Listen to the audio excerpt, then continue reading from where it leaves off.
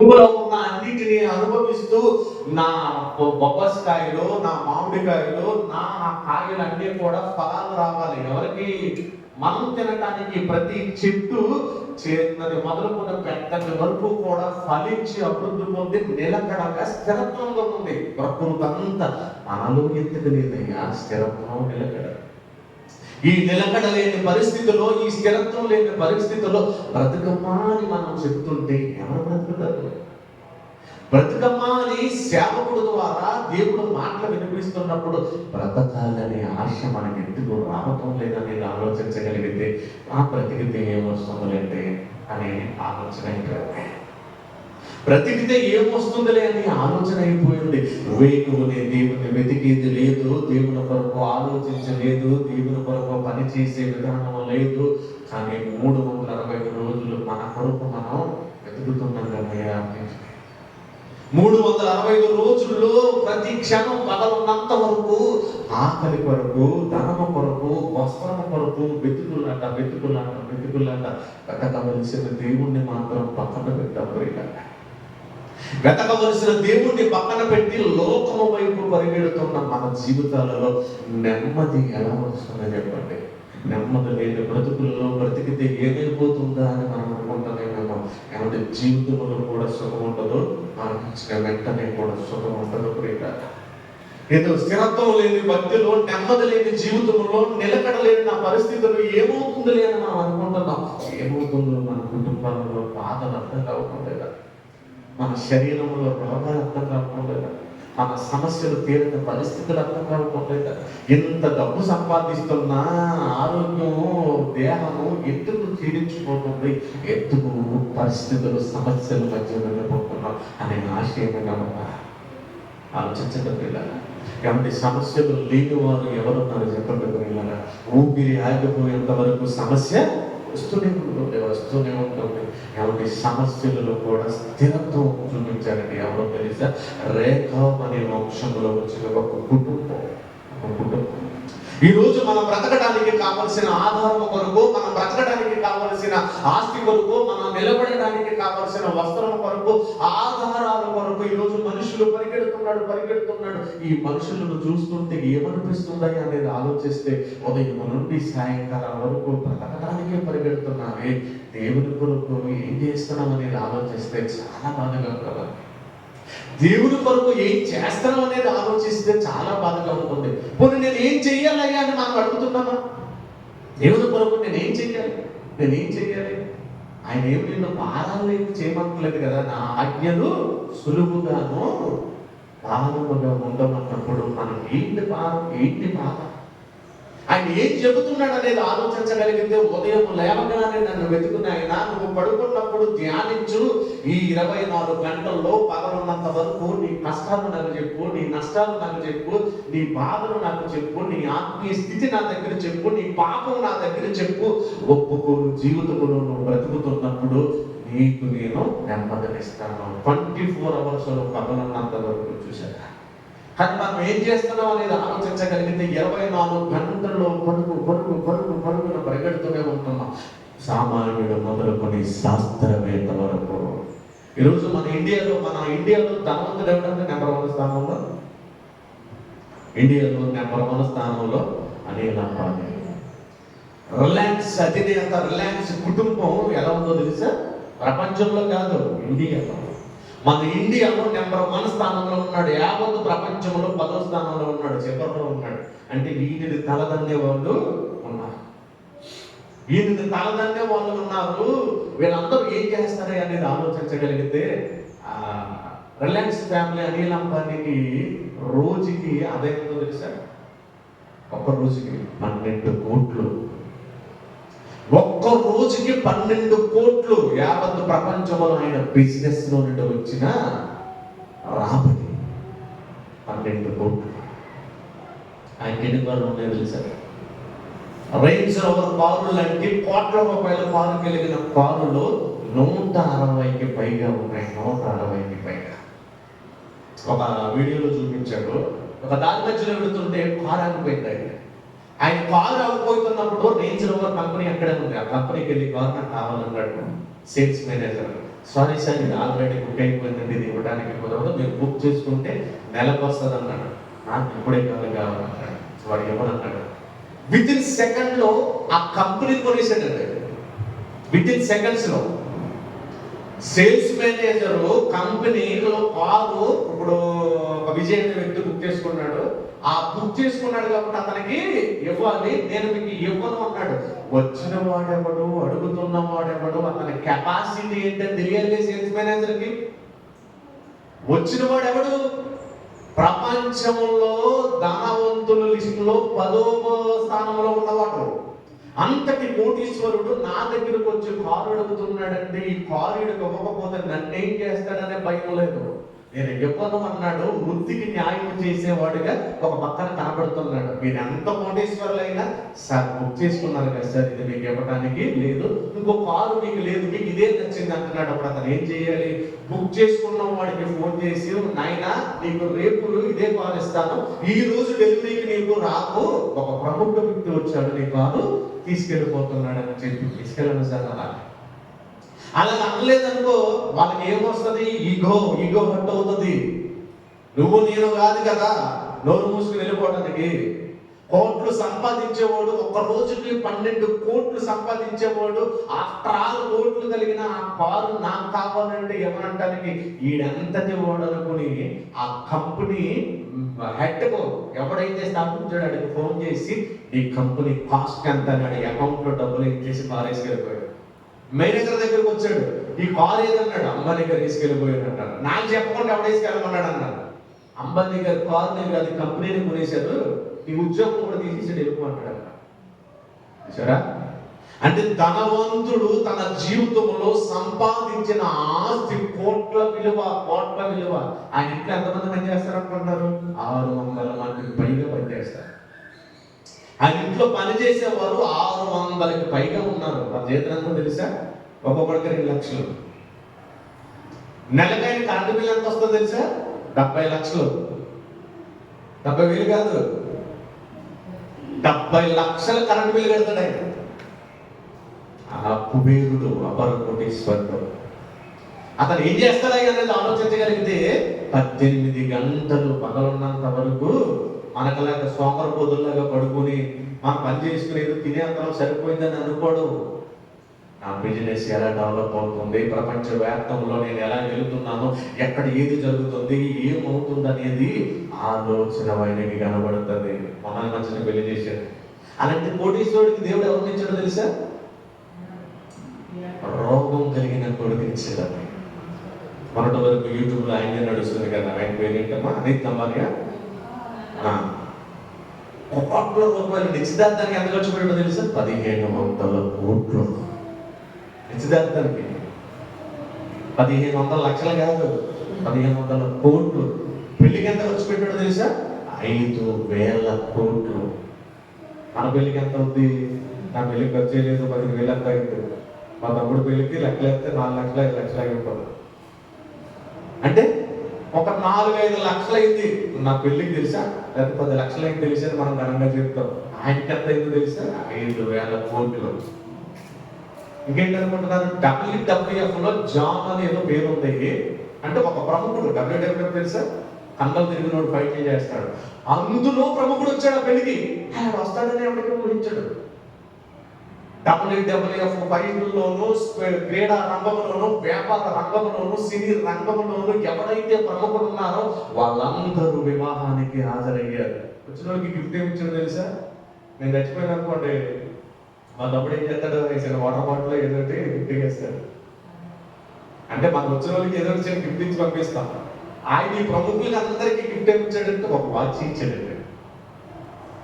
Watch ఇస్తే ఆ watch పెట్టుకున్నప్పుడు అక్కడే పెట్టుకున్నారు. వాచ్ పెట్టుకున్నాక ఒక ప్రపంచంలో ఇండియాలో ఒక మంచి మీడియా వాడు రాగానే వాడు ఏమడిగాడు తెలుసా? ఈ వాచ్ కాస్ట్ ఎంత అన్నాడు? 63 కోట్లు. 63 లక్షలు కాదు. ప్రముఖులకు, దేశాల నుండి వచ్చిన ప్రముఖులకి అనిల్ అంబానీ గారు ఫ్యామిలీ ఇచ్చిన గిఫ్ట్ ఏంటయ్యా అంటే ఒక్కొక్కడికి 63 కోట్ల రూపాయలు కలిగిన వాచ్ ఇచ్చాడు. అందరికీ కాదు, ముఖ్యమైన వాళ్ళకి. Very very important.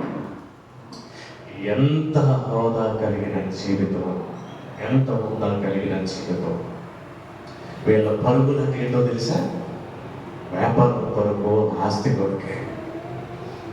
పాటు పిలుస్తాం, పాట ఎలాగే ఇస్తాం?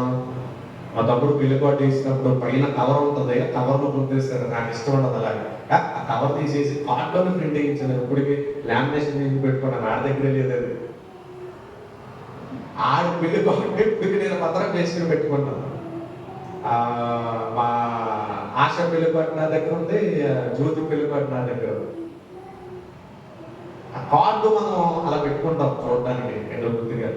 ఆయన ఏం పాటించాడు తెలుసా? పెళ్లిని పిలవడానికి అలా యజమానులు, పిఎంల దగ్గరికి, పెద్ద పెద్ద వాళ్ళ దగ్గరికి ఈయన ముఖ్యమైన వాళ్ళకి ఫోన్ చేసి మిగిలిన వాళ్ళకి కార్డులు ఇచ్చి పంపించాడు. ఏంటనుకుంటున్నారు? కార్డు అంతా బంగారమే. పెళ్లి పిలవడానికి బంగారం పాటించాడు. మనకెక్కడ ఇచ్చిన బాగుంటుంది 4-5 కార్డులు. పెళ్లికి పెళ్లి చేసేదే బంగారం పాటు, వచ్చినోడికి ఇచ్చేదే ₹1,000 గిఫ్ట్. అక్కడ ఎన్ని డిష్లు ఉన్నాయో తెలుసా? 2000 రకాలు ఉంటుంది. తినేవి వచ్చిన వాళ్ళకి తినటానికి 2000 రకాలు. ఎక్కడ ఎవడైనా మన కాకినాడ సుబ్బయ్య హోటల్ ఉందా, ఆడిపెట్టి రకాలే ఎవడో తింటాం. 10 ఏళ్ళ క్రితం సుమారుగా 200 ఎంత భోజనాలతో ఇప్పుడు 300 ఎంత ఉంటుంది. ఒక 20 రకాలుగా పెడితేనే తినలే. అలాంటిది 2000 రకాలు. ఏంటంటే వీళ్ళ జీవితం ఎలా ఉంది? Luxury life. వీళ్ళ జీవితంలో పరుగులు దేని వరకు? స్థిరత్వం వరకు. ఇందులో స్థిరత్వం, ఆస్తిలో స్థిరత్వం. వీళ్ళ జీవితంలో నెమ్మది ఉంది. అవునా? కొడుకు ఎప్పుడు చచ్చిపోతాడని తెలియదు. అన్ని కోట్లు ఖర్చు పెట్టినోడికి, అన్ని కోట్లు ఖర్చు పెట్టినోడికి కొడుకు ఎప్పుడు చచ్చిపోతాడో తెలియక పాపం ఏడుస్తున్నాడండి. ఇన్ని కోట్లు, 5,000 కోట్లు ఖర్చు పెట్టి పెళ్లి చేసే నేను వీడు ఎప్పుడు చచ్చిపోతాడో తెలియదు. ఏంటి భగవంతుడా అని అక్కడ మొక్కిన దేవుణ్ణి అడుగుతాడు. సరే, అంటే ఎంత ఆస్తున్నా, ఎన్ని లక్షలున్నా మనిషి జీవితంలో స్థిరత్వం ఉంటుంది, కానీ నెమ్మది ఉంటుంది. కానీ ఎవరికైనా నెమ్మది ఉందంటే ఇప్పుడు చదవండి. ఇర్మియా గ్రంథం 35 అధ్యాయం మనం చదివింది 1 నుంచి 19 వరకు ఆలోచించగలిగితే, నేను రేకాబీయుల ఎదుట ద్రాక్షారసములో నిండిన పాత్రలను, గిన్నెలను పెట్టి ద్రాక్షారసం త్రాగుడని వారితో చెప్పగా, వారు మా పితరుడైన రేకాబు కుమారుడైన యెహోనాదాబు మీరైనను మీ సంతతి వారైనను ఎప్పుడూ ద్రాక్షారసము త్రాగకూడదు, మాకు ఆజ్ఞాపించను కనుక మేము ద్రాక్షారసము త్రాగము. మరియు మీరు ఇల్లు కట్టుకొనవద్దు, విత్తనములు విత్తవద్దు, ద్రాక్ష తోట నాటవద్దు. ఇంకేమంటున్నాడు? అది మీకు ఉండకూడదు. మీరు అదేంటమ్మా? మీరు పరవాసము చేయు దేశంలో దీర్ఘాయుష్యములకు మీ దినములన్నీ గుడారములోని మీరు నివసింపవలెను అని అతడు నాకు ఆజ్ఞాపించెను. ఏమర్థమైంది ఈ వాక్యంలో? ఒక వ్యక్తి పితరుడు రేఖాబు రాజుల కాలంలో ఉండినవాడు. ఈ రాజుల కాలంలో ఉన్న రేఖాబు ఎలా బ్రతికాడయ్యా అనేది ఆలోచించగలిగితే ఎవరైనా ఆయన ఇది స్థిరం కాదా? ఇది స్థిరం కాదు. ఇక్కడ గుడారాలు వేసుకుని బ్రతకవలసిన అవసరం మనకు లేదు. గుడారం అని ఎందుకన్నాడు? మన పితరుడైన అబ్రహాము గుడారాలలో నివసించాడు. మనకెందుకురా ఇల్లు? కోట్లకు పడగెత్తిన అప్పటికీ అమర కోటీశ్వరుడైన అబ్రహామును దేవుడు ఆశీర్వదిస్తే ఏది వద్దని రాజులు సహితము కూడా బహుమానాన్ని తీసుకుంటా, రాజా నూలు పోగు సహితము కూడా నాకు వద్దు. నూలు పోగు అంటే ఏంటి తెలుసా? దానము కూడా వద్దన్నాడైనా నీ దగ్గర నుండి నూలు పోగు. ఇప్పటి కోటీశ్వరులేమో కోట్లు సంపాదిస్తూ నెమ్మది లేకుండా బ్రతుకుతుంటే, ఒకనాటి పితరుడు కోట్లు సంపాదించిన దేవుడు ఆస్తులు స్థలాలు ఇచ్చిన, ఎక్కడ అడుగు పెడితే అక్కడ అబ్రహాం ఈ దేశము నీదే, ఇస్సాకు ఈ దేశము నీదే, యాకోబు ఇది నీదే, ఇది నీదే, నీ పితరులు నీ గర్భం నుంచి వచ్చిన వాళ్ళందరికీ కూడా నేను స్థలాలు ఇచ్చేస్తానని కానాను దేశంలో ఇవి 6 లక్షల మంది 12 గోత్రంలో వచ్చిన వారందరికీ స్థలాలను పంచిపెట్టేశారు. అది పంచిపెట్టేటప్పుడు యెహోషువ గ్రంథములో కాలేబు ఏమంటాడు అనేది ఆలోచించగలిగితే, నాయనా యెహోషువ, నేను మోషేతో పని చేశాను కదా, ఎలా పని చేశానో తెలుసా? అప్పటికి నాకు 40 ఏళ్ళు. చూడండి ఎక్కడ అన్నాడు ఆ మాట మనం చూడగలిగితే, మోషేతో పనిచేసిన ఆయన ఇదిగో నా జీవిత కాలంలో నాకేముందనేది ఆయన చెబుతున్నాడు అనేది మనం ఆలోచించగలిగితే,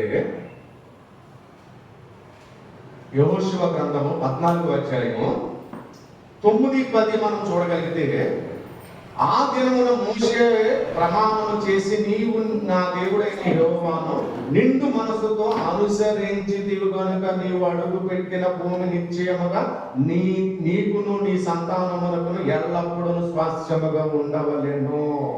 యెహోవా చెప్పినట్లు యెహోవా మోషేకు ఆ మాట సెలవిచ్చెను. ఇశ్రాయేలు అరణ్యములో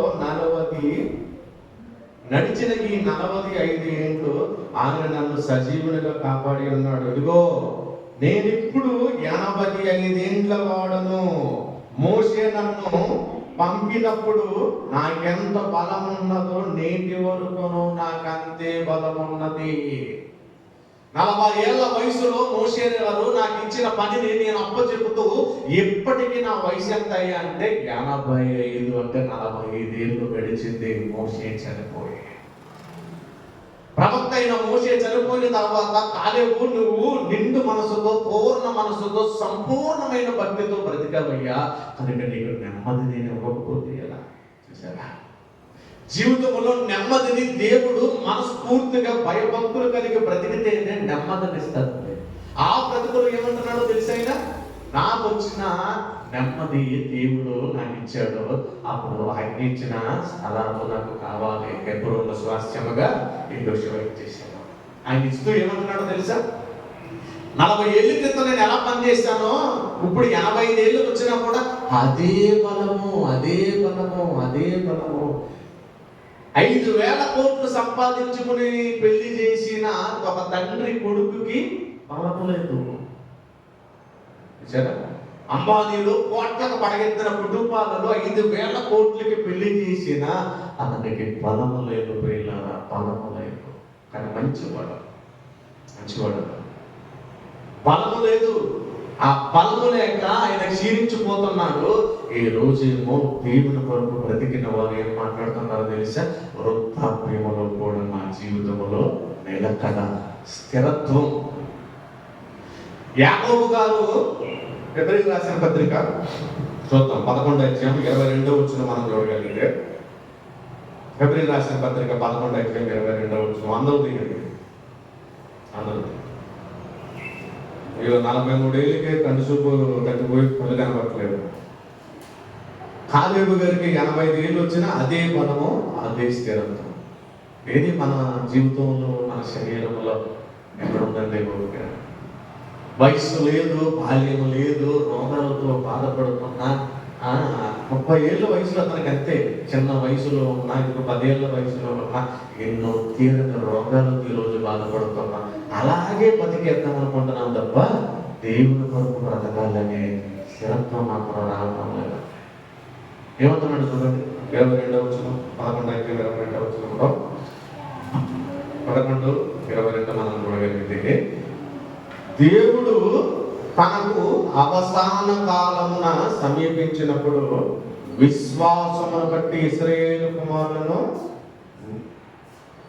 నిర్గమమును గూర్చి ప్రకటించి తన కల్యములను గూర్చి వారికి ఆజ్ఞాపించును. 21 చూడండి, విశ్వాసమును బట్టి యాకోబు అవసాన కాలమందు యేసేపు కుమారుల్లో ఒక్కొక్కరిని ఆశీర్వదించి తన చేతి కర్ర మొదలు మీద ఆనుకుని దేవునికి నమస్కారము చేసిను. పుట్టినట్లు దానికి అర్థం చూడండి.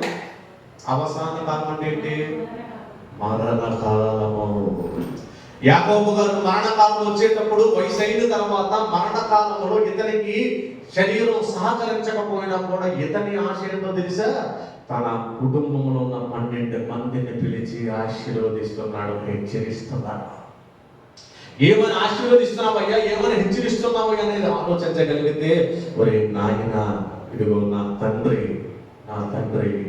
నా తాత, నా ముత్తాతలు దేవునిలో స్థిరముగా బ్రతికారు.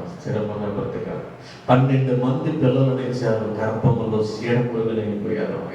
ఆ రూబోని ఎలాంటి వాడు, గాదు ఎలాంటి వాడు, పిల్లలు ఎలాంటి వాడు అంటే భయంకరమైన పాపాలు చేసిన వాడు. అంటే భయంకరమైన పాపాలు. రూబోని ఎలాంటి వాడు తెలుసా? యాకోబు ఉపపత్రినే కూడినవాడు. శరీరముతో, వాక్యపు ఆలోచనలతో తండ్రి బ్రతుకుతున్నప్పుడు తన తల్లి వరసైన పినతల్లినే శరీర కోరికలతో కూడిన దౌర్భాగ్యుడు. అలాగా 11 మంది బ్రతుకుతుంటే చిన్న వయసులో పుట్టిన యేసేపు గారు విచిత్రమైన అంగిని వేసుకుంటూ దేవుని కొరకు బ్రతుకుతున్నవాడు. ఆయనను చూసి పొంగిపోయేవాడు. ఈ 12 మంది ఎలాగ తగ్గట్టారు? 11 మంది కూతురు పుట్టింది, ఆమె పేరు ఒక్కగానో ఒక కూతురు ఇచ్చాడు. ఏం పరిస్థితి ఏంటయ్యా అనేది ఆలోచించగలిగింది. ఈమెకి దేశంలో ఉన్న ప్రజలు ఎలా ఉన్నారు, దేశము అందాలు ఎలా ఉన్నాయని చూడాలనే ఆశ. మనుషులకు ఆశలు పెరిగిపోయినవి. దేశంలో ఎలాగంటే అందాలు ఉన్నాయి, ఏది అనుభవించాలని చూడాలని ఇంట్లో ఉండకోకుండా అలా చూడడానికి వెళ్ళింది.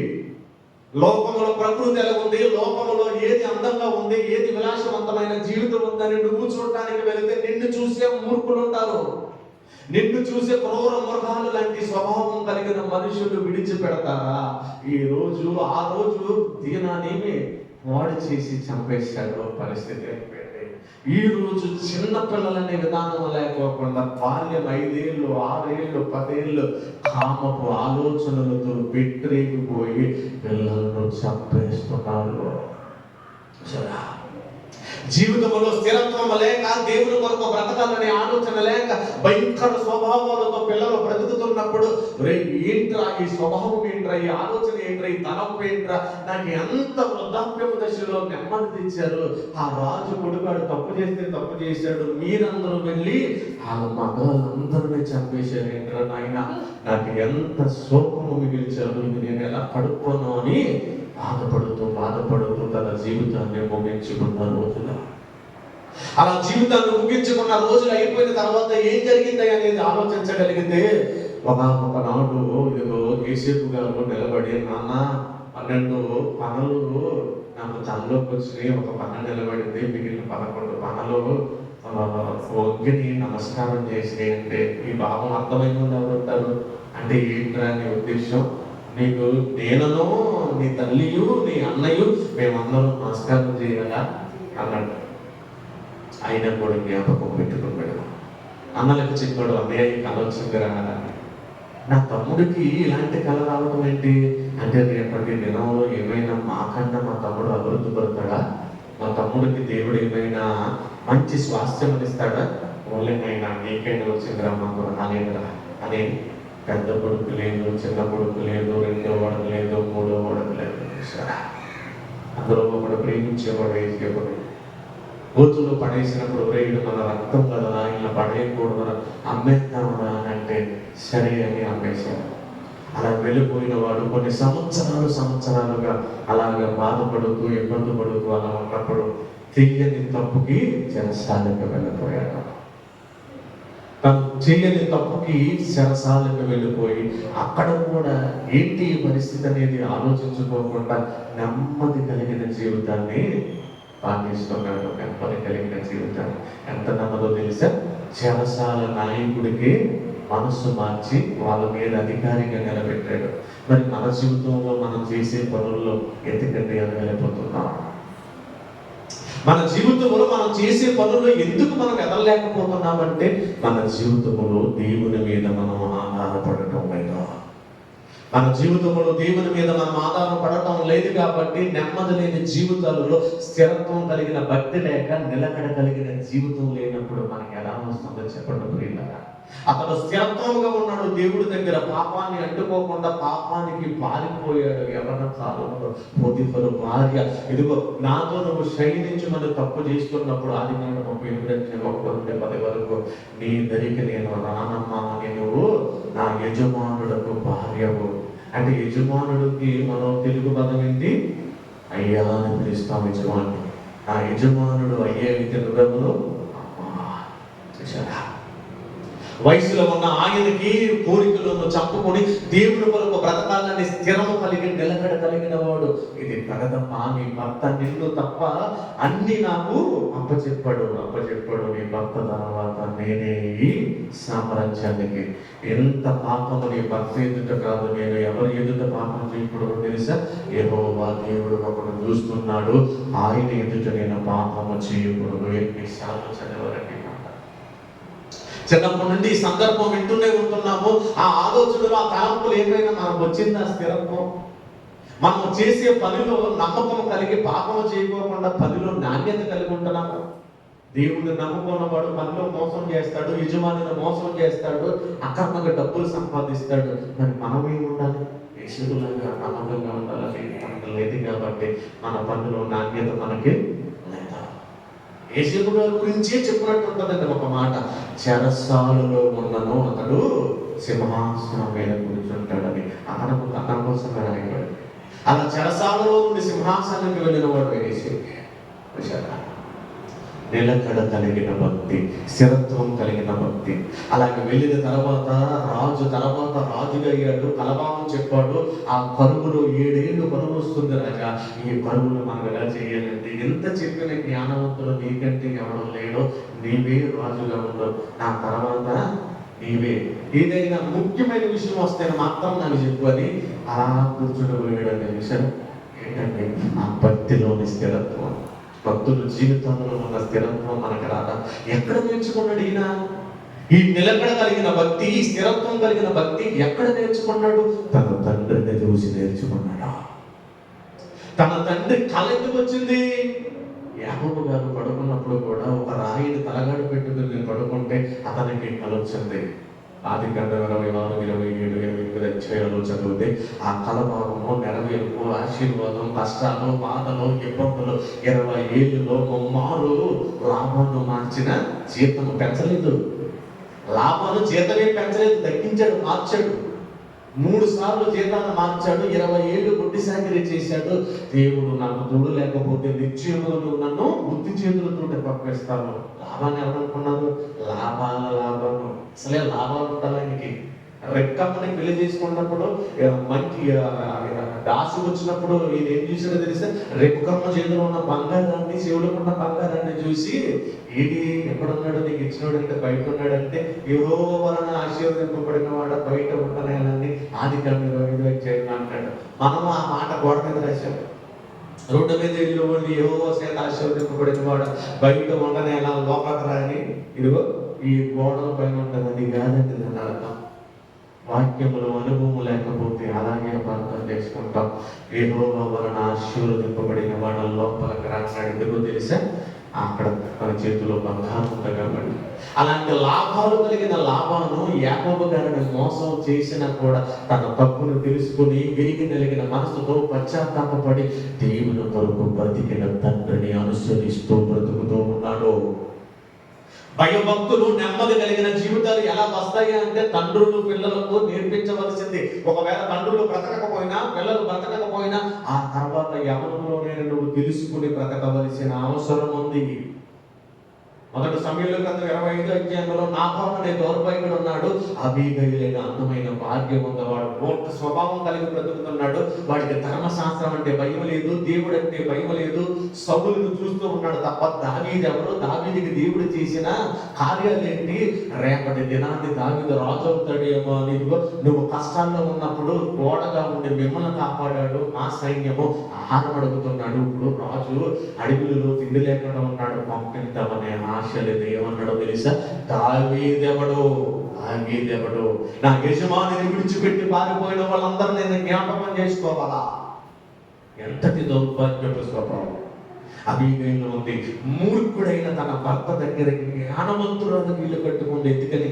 స్థిరత్వంలో ఉంది కాబట్టి, నిలకడ కలిగిన భక్తిలో ఉంది కాబట్టి. అప్పటికి ధర్మశాస్త్రాన్ని వింటూ గొప్ప ప్రవక్త దాను మొదలుకొని వేశ్యవ వరకు కూడా వెన్నులో వడుకు పుట్టే మాటలు చెప్పిస్తున్న సమూయేలు గారు మాటలు విని దావీదు గారి గొప్పతనం తెలుసుకుని స్థిరత్వం కలిగి నిలకడ కలిగిన ఆ మహనీయురాలు ఇలాంటి మూర్ఖుడు వీడు ఇలాగే ఉంటాడని అడుగడుగున వెంటనే యజమానుడు దగ్గరికి చూసి పనివాడు చేయమన్నాడు తెలుసా? అమ్మా, మన యజమానుడు ఎంత మూర్ఖుడో మనకు తెలుసు కదా, ఇదిగో సైన్యముగా వచ్చి ఇలా అడిగారు. వాళ్ళకి ఎదురు సమాధానం చెప్పాడు. వాళ్ళు ఎవరో తెలుసమ్మా, మేము పొరుళ్ళు కాస్తున్నప్పుడు మాకు చుట్టూ ప్రాకారములుగా గోడలాగా ఉన్నారు, దోడీలు కానీ సింహము కానీ భయం లేకోకుండా మమ్మల్ని కాచారమ్మా అడవిలో దావీదు సైన్యం.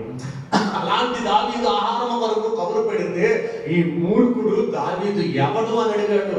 దావీదు ఎవడు అని అడిగాడు. ఈ సమయంలో నువ్వు జ్ఞానమైన నిర్ణయం తీసుకోకపోతే నీ వంశములో ఎవడు ఉండడు. వెంటనే పనివారిని పిలిపించింది, కావలసిన రొట్టెలు సిద్ధం చేసింది, వండిన మాంసాలు సిద్ధం చేసింది, ఆహారాన్ని సిద్ధం చేసింది. జ్ఞానవంతురాలుగా తన ఇల్లును కట్టుకోవటానికి ఒంటెల మీద పంపించుడే, మీరు ముందు వెళ్ళండి నేను వెనకాల వస్తానని పరుగున పంపించిన తర్వాత వెళ్ళిన తర్వాత ఇదిగో దావీదుకి ఆ సమాచారం తెలిసినప్పుడు ఆయన ఏమన్నాడు అంటే, ఇలా దావీదు ఎవడు అని అడిగాడు. అనగానే సైన్యాలు దావీదు కత్తి పట్టుకుంటే 10,000 తలకాయలు నరికేసే సమర్థుడు. రేపటి తెల్లవారేసరికి నాబాలు ఇంటిలో పురుషుడు ఒక్కడ ఉండకూడదు. తీండి కత్తులని 600 సైన్యముతో కత్తి పట్టుకుని కదిలిన వీరుడు. వెంటనే వెళ్ళింది, సాష్టాంగ నమస్కారం చేసింది. అయ్యా, నాబాలు అనేవాడు పేరులోనే ఉండగానే ఎంత మూర్ఖుడు, క్షమించను ఆయన, ఇదిగో నన్ను బట్టి క్షమించవా, నీ కోపము నా మీద ఉంచునుగాక, నన్ను చూడవా అని ఏమందో తెలుసా? స్థిరము కలిగి నిలకడ కలిగిన భక్తిలో ఉంటే మాట్లాడతాం. ఈ శిక్ష నుండి దేవుడు యెహోవా నిన్ను దూరపరచాలి. ఇదిగో నాబాలు సంఘములో పురుషులు చెప్పమన్నా అవమానం నీకు ఉండకూడదు. నేనయ్యా వెంటనే రక్తపాతము కాకుండా కాపాడిన దేవుడికి కృతజ్ఞతలు అని ఆయన తీసుకుని నీకు కష్టం వచ్చినప్పుడు నేను ఉన్నానని చెప్పి వెళ్ళిపోతాడు. చూసా, ఏది నిలకడ స్థిరత్వం కలిగిన భక్తి ఏది? అలాంటి కష్టమై వచ్చినప్పుడు యాకోబు కుటుంబంలో పిల్లలు చెదిరిపోయారు. అలా ముద్దుగా పెంచుకున్నవాడు వెళ్ళిపోయాడు. ఆ వృద్ధాప్యంలో మరణకాలంలో ఏమంటాడో తెలిసా యాకోబు? నేను ఇష్టంగా ప్రేమించిన యోసేపు చనిపోయాడా, నేను ఎందుకు నా బ్రతకటం? మృతుల్లో కలిగి నేనైనా వెళ్ళిపోతే బాగుంటుంది, వాడు వెళ్ళిపోయాడని వాడు కొరకు బాధపడుతూ ఏడుస్తూ ఉండిపోయాడని సంవత్సరాల తరబడి. అలా ఏడుస్తూ ఉండిపోయినప్పుడు రోజులు గడిచి కరువు వచ్చింది. మరి నాయన మీరు ఎక్కడే ఉంటే అలాగే అడుగు, ఏదో రాజంట విత్తనాలు ఇస్తున్నాడు, ధనాన్ని పట్టుకెళ్ళి తేండ్రా అంటే ఆ సందర్భం జరిగిన తర్వాత అన్నలను చూశాడు, గుర్తుపట్టాడు. ఏం జరిగిందయ్యా అనేది ఆలోచించగలిగితే వచ్చింది నా అన్నలను కూడా వాళ్ళకు తినట్లేదు. యవన కాలంలో కలిగిన కళ ఇప్పుడు గుర్తుకొచ్చిందండి. 12 పనులలో నా పన నిలబడింది, మిగిలినవి నమస్కారం చేసి అంటే నేను నెరవేర్చావా అన్నాడు. దీన్ని నెరవేర్చావా అని ఏమన్నాడు తెలుసా? వాళ్ళకి ఆ రోకలిచ్చి పంపించేసి మరలా వాళ్ళు మోసపోయి తిరిగి వచ్చిన తర్వాత వాళ్ళ దగ్గరికి వస్తాడు. ఏదో నాకు తెలియదయ్యా, ఎలా జరిగిందో నాకు తెలియదు, మమ్మల్ని క్షమించండి, ఇదిగో మా తమ్ముడు రూబేని కూడా మేము తీసుకొచ్చామంటే మీ పాపము చేయలేదు అంటే అందరినీ బయటకు పంపించేస్తాడు. ఆయన ఏం చేస్తాడు అనేది ఆలోచించగలిగితే 42వ అధ్యాయం ఆదికాండం ఒకసారి ఆ అన్నలను చూసి ఆయన ఏం మాట్లాడతాడు అనేది ఆలోచించగలిగితే వచ్చిన వారు అన్నలను గుర్తుపెట్టిన తర్వాత ఆయన హృదయంలో ఆవేదన చూడండి.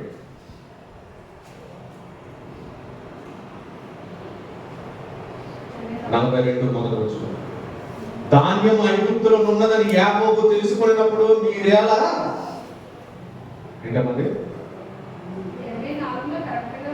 42 మొదలు వచ్చిన చూడండి. ఆదికాండం 42 మొదలు వచ్చిన ధాన్యము ఐగుప్తులో ఉన్నదని యాకోబు తెలుసుకున్నప్పుడు మీరేలా ఒకరి ముఖము ఒకడు చూసుకొనుచున్నారు. తన కుమారుడితో నేను మరియు అతడు చూడుడి ఐగుప్తులో ధాన్యం ఉన్నదని వింటిని, మనము చావక బ్రతుకున్నట్లు మీరు అక్కడికి వెళ్ళి మన కొరకు అక్కడికి ధాన్యము కొనుక్కుని రండని చెప్పగా, ఒరే నాయన, ఒక రాజు ధాన్యాన్ని నమ్ముతున్నాడు, ఇదిగో మనం కొనుక్కోవాలి, మనం చచ్చిపోతామో, వెళ్ళండి అని చెప్పిన తర్వాత, అదంతా జరిగిన తర్వాత ఏం జరిగింది అనేది మనం ఆలోచించగలిగితే, చూడండి 43వ అధ్యాయంలో ఏం జరిగింది అనేది ఆలోచిస్తే, ఆ దేశమందు కరువు భారము ఉండేన కనుక వారు ఐగుప్తుల నుండి తెచ్చిన ధాన్యము తినివేసిన తర్వాత వారు, తండ్రి మీరు మరలా వెళ్ళి మన కొరకు కొంచెము ధాన్యము తెచ్చుకున్నాడు. అప్పుడు 7వ వచనంలో ఏమంటున్నాడు చూడండి, మీ తండ్రి ఇంకా సజీవుడై ఉన్నాడా, మీరు మీ సహోదరుడు ఉన్నాడా అని అడుగుతున్నప్పుడు అన్నంతా చెప్పిన తర్వాత 45వ అధ్యాయం చూడండి. అప్పుడు యోసేపు తన యొద్ద నిలిచిన వారందరి ఎదుట తన్ను తాను అణుచుకొనలేక, నా యొద్ద నుండి మీరు ప్రతి మనుషులను వెలుపలకు పంపివేయడని బిగ్గరగా చెప్పాను. యోసేపు తన సహోదరులకు తన్ను తాను తెలియజేసుకున్నప్పుడు ఎవరును అతని యొద్ద నిలిచి ఉండలేదు. అతడు వెలుగెత్తి ఏడవగా, ఏం జరిగిందో తెలుసా? తండ్రి పంపించాడు, వెళ్ళాడు, వచ్చిన తర్వాత 2 సార్లు తిరిగి పంపించాడు, వచ్చాడు. ఆ తర్వాత వాళ్ళని చూసుకున్నాడు, చూసిన తర్వాత మాట్లాడుతున్నాడంటే అందరూ ఒకసారి వెళ్ళిపోయాడు. వెళ్ళిన వాడు అన్నదమ్ములను చూసి బిగ్గరగా ఏడ్చాడు, ఎలుగెత్తి ఏడవగా ఏడ్చి ఏమంటున్నాడు తెలుసా? అన్నదాన్ని నేను ఎవరు అనుకుంటున్నారా? నేను నీ తమ్ముడైన యోసేపును నేను అనగానే వాళ్ళ గుండెల్లో వణుకు వచ్చేసేద్దాం. యోసేపు చచ్చిపోయాడు కదా, యోసేపును మనం అమ్మేసాం కదా, ఏమైపోయాడో తెలియదు కదా, మనం చేసిన పాపమే మనకు వచ్చింది కదా అని అన్నలు హెచ్చరిస్తుంటే బాధపడుతూ ఉన్నప్పుడు, అన్నలాగా మీరు ఏడవకండి, ప్రాణరక్షణ కొరకే దేవుడు నన్ను మీ చేత ఎక్కడికి పంపించాడు, అది మీరు చేసిన తప్పు కాదన్నా. ఎంత మంచి మనసు అంటే, ఎంత స్థిరత్వం. మనం ఏమంటాం, ఒరే మీరు నన్ను ఎలా చేశారు కాబట్టి నేను చిల్లిగా మీకు అవతలకుంటారంట. మనమైతే ఆయన ఏమన్నాడో చూసావా? అన్నలు చేసిన తప్పుకు కూడా తప్పు పట్లేదండి అని, ఇలాంటి పరువు వస్తుందని, ఇలాంటి పరిస్థితి వస్తుందని దేవుడు ముందుగా నన్ను పంపించాడు. నాకు తలలో చూపించిన భావం ఇదే అనగానే ఏం మాట లేదు, నోటి మాట లేదు. ఆ 11 మందికి 10వ అధ్యాయం 11, 12లో కొంతసేపు అలాగా ఆగిపోయిన తర్వాత అప్పుడు నా తమ్ముడని అతని భుజం మీద అనుకుని ఏడుస్తాడు. చూసారా? ఈ సందర్భం జరిగిన తర్వాత తండ్రి దగ్గరికి వెళ్తారు. నాన్న యోసేపు బతుకున్నాడు నాన్న అంటాడు. ఎలా బతుకున్నాడు రా? నిజమేనా? మీరు అబద్ధం చెబుతున్నారా? ఎవరో లేదు నాన్న. ఇప్పుడు తమ్ముడు ఏమన్నా తెలుసా? రాజు తర్వాత రాజు 2 సార్లు మమ్మల్ని పరీక్షించింది తప్పుడేనా? తప్పుడే. వాడే ఇలా చెప్పాడు, దేవుడు ముందుగా పంపించాడంటే, ఇదిగో బయటకు వచ్చి చూడు, నీ కొడుకు పంపించిన రథములను చూడు, నీ కొడుకు పంపించిన సైన్యము చూడు. అందరినీ రమ్మన్నాడు అంటే 70 మంది యాకోబుకి అప్పటికి పిల్లలు. వాళ్ళందరినీ కూడబెట్టుకుని ఆ ముసలితనంలో ప్రాణమంతా పోగు చేసుకుని యోసేపు కొరకు పరిగెట్టుకుంటూ వెళ్ళి యోసేపు గురించి దాని మధ్యలో ఎలా ఉన్నాడు నా కొడుకు, ఎప్పుడు చూడాలని ఆతృతతో వెళ్ళి వచ్చిన తర్వాత చూశాడు. నాయనా యోసేపు, నువ్వు చచ్చిపోయావనుకున్నాను, కానీ నువ్వు అలా బతికి ఇంతటి వాడవుతావు అని అనుకోలేదంటే, లేదు నాయన, దేవుడు పంపించాడు. నాకు తెలుసు నువ్వు ఇంతటి వాడవుతావని తెలుసు. రాజు దగ్గరికి వెళ్ళాడు, తండ్రి వేర్చాడు, అన్నలు వేర్చాడు. రాజా, నా రక్త సంబంధాలు వచ్చాడు. అందరూ ఆనందించారండి. ఏమన్నా యోసేపు గారు ఎంత గొప్పవాడో తెలుసా? రాజు తర్వాత రాజుగా ఉన్నవాడు, ఏలినవాడు, ఈయన ఆనందాన్ని కూడా ఆనందించేవాడు. ఇదిగో రాజ్యం నీ చేతిలో ఉంది, నీ తమ్ముళ్ళు, నీ అన్యులు నీ చేతిలో ఉన్నారు. వాళ్ళ సామర్థ్యాన్ని బట్టి అధికారులను నియమించు. నీకు ఎక్కడ కావాలంటే అక్కడ అలా రోజులు గడిచినాయి. యాకోబులో స్థిరత్వం కలిగిన భక్తి వస్తుంది, నిలకడ కలిగిన భక్తి ఉంది. కానీ నేను చచ్చిపోతాననే సమయం ఎదురైంది. ప్రాణమంతా చేతి కర్ర మీద అనుకుని నిలబెట్టుకుని కూడుకుని 48వ అధ్యాయంలో మాట్లాడతాడు. 48వ అధ్యాయంలో మాట్లాడతాడు. మొదటి వచనంలో యేసేపు గమనిస్తాడు, నీ తండ్రి మరణ ఛాయలో ఉన్నాడు, అవసాన కాలంలో ఉన్నాడు, నీ తండ్రిని చూడటానికి అవసాన కాలంలో ఉన్నాడు. రాజు తర్వాత రాజు అంతటి వాడు నా తండ్రిని చూడటానికి నేను తర్వాత వస్తాను లేదండి. ఈరోజు మనమైతే మన పనులు బట్టి, మన ఇబ్బందులు బట్టి తల్లిదండ్రులకి బాగోలేదంటే వెంటనే వెళ్ళే పరిస్థితులు లేవు. వెళ్ళిన అనారోగ్య పరిస్థితిని బట్టి చూసి బాగు చేసేది లేదండి. యేసేపు గారి దగ్గర ఎవరున్నారు తెలుసా? వైద్యులు. ఆ వైద్యులు ఎవరనుకుంటున్నారు? తన దాసులైన వైద్యులు. వైద్యులే యేసేపు గారికి దాసులు. వెంటనే వైద్యులు పిలిపించాడు, చూపించాడు. నా నాన్నకు బాగోలేదు చూడండి నాయన అన్నాడు.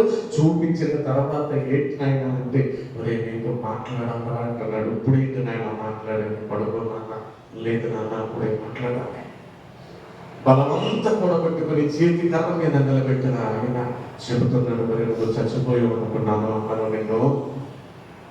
నువ్వు వేసుకున్న విచిత్ర అంగీని చూసినప్పుడు చచ్చిపోయి అనుకున్నాను. అప్పుడే నేను విడిచాను. ఇప్పుడు ఎందుకునైనా అంటాను, లేదునైనా నేను తెలియదు. అప్పటి నుండి నేను నీ మీద మనో దుఃఖము కలిగి చావు బతుకుల మధ్య చూస్తూ బ్రతికాను. ఈ కన్న తండ్రి మనోవేదన పిల్లలు అర్థం చేసుకుంటున్నారు చెప్పండి. స్థిరత్వం కలిగి నిలకడ కలిగిన యేసేపు గారు కాబట్టి ఆ వేదన అర్థమైంది. మిగిలిన 11 మందికి చెప్పలేదు, వాళ్ళకంత భక్తి లేదు. భక్తినంతా కూడగట్టుకుని, ఊపికినంతా కూడగట్టుకుని, నాయన ఇలా జరిగింది, ఇలా జరిగింది, నిన్ను చూడటాకుండా నేను చచ్చిపోతానేమో అని నేను ఇలా చూశాను. ఓన్లే నాన్న అంతా బాగుంది కదా, ఇప్పుడు ఏంటి నాన్న అంటే, రే నాయన నువ్వు నాకు ఒక మాట ఇవ్వాలి, నేను చచ్చిపోతాను. ఇదిగో నీ తల్లి రాహేలు నేను నా తండ్రి నా తాత ఉన్న స్థలంలో బాధ పెట్టాను. తల్లి గురించి జ్ఞాపకం చేస్తున్నాడు చూసారా? నన్ను కూడా అక్కడ బాధ పెట్టిన ఆయన. అలాగే నాయన వెంటనే ఈ ప్రేమ, ఈ బంధం పెరుగుతున్నప్పుడు ఏం జరిగింది అనేది ఆలోచించగలిగితే 49వ అధ్యాయం వచ్చింది. 49వ అధ్యాయంలో చూడండి ఏం మాట్లాడు. 49వ అధ్యాయంలో యాకోబు తన కుమారులను పిలిపించి ఇట్లా, నేను మీరు కూడి రండి, అంత్య దినములలో మీకు కలగబోయేది చెబుతాను. కూడి రండి అన్నాడంటే దాని అర్థం ఏంటి? వీళ్ళు కలిసి లేరు. ఒక భక్తుని కడుపులో పుట్టిన వీళ్ళు కలిసి లేరు. ఒరే మీరు కూడి రండిరా, దేవుని కొరకు బ్రతకాలి నాయన అని వాళ్ళకి ఆశీర్వదించి బ్రతకమని చెప్పి, నీ తమ్ముడు విని అన్నలు జాగ్రత్తగా చూసుకొని యేసేపు గారికి చెప్పి అని అందరికి చెప్పిన తర్వాత కాలు ముడుచుకుని వృద్ధాప్యంలో చనిపోయాడు. చచ్చిపోయాడు. ఇతని తండ్రి అబ్రహాము 175 ఏళ్ళు తాత బ్రతికి హ్యాపీగా చనిపోయాడు. అబ్రహాము కంటే ఇస్సాకు గారు ఎక్కువగా బ్రతికి ఆయన హ్యాపీగా చనిపోయాడు. కానీ యాకోబు గారు మనము చాలా వేదనగా ఉంటారు. తన ముసలి దినములో బలమంతా ఉపయోగించుకుని మరణ దశలో బాధపడుతున్నాడు. ఏం తెలుసు?